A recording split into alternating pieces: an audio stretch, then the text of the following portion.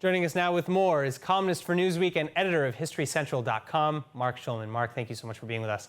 Now, should Minister Gamliel be indicted or just fined? She should resign. If this was a different era, she should be tarred and feathered as far as I'm concerned.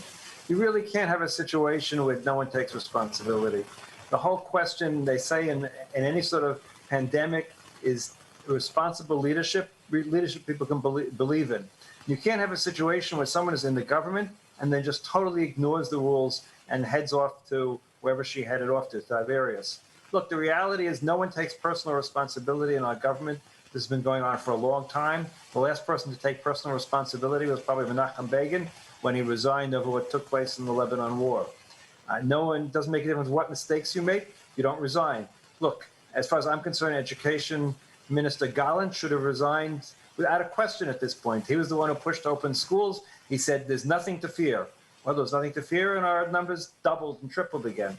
So no one takes any responsibility. She's the latest, but she's the most clearest. I mean, she violated all the terms that we talk about. She traveled, she went to synagogue, and on top of everything else, she got sick. I mean, the reality is she should lose her position as member of the government. In almost every other government in the world, she would have resigned. In our government, people don't resign.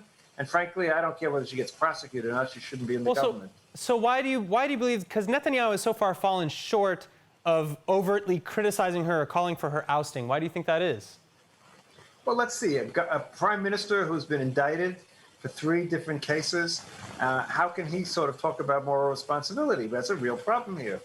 People talk about how can you have a prime minister who's under indictment? Well, you can talk about a lot of things because you have time, because you have the energy, but it comes down to this. It's hard to have moral leadership when you're in this situation.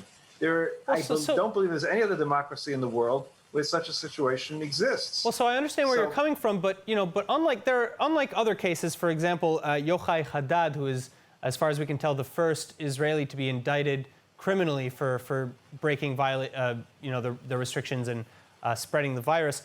Gamliel has apologized. She said that she would pay the fine for breaking travel restrictions. She said that she didn't know she had coronavirus at the time of her travel. So is it really fair to go to the same extent? Excuse me. She said, I made a mistake in judgment. I made a mistake in judgment is walking more than 1,000 meters from your house. Maybe going to visit your grandson for 2 seconds to bring him a package. It's not getting in a car, traveling for an hour and a half to quote-unquote your alternate house, going to synagogue with more than 10 people indoors, and then traveling back to Tel Aviv.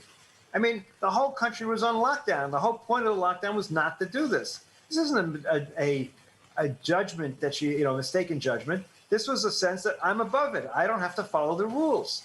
Well, you know what? The whole country doesn't want to follow the rules. That's why we have the rebellion against these rules this time. That's why if you look on the roads today, the difference between the first lockdown and the second lockdown in Tel Aviv is dramatic.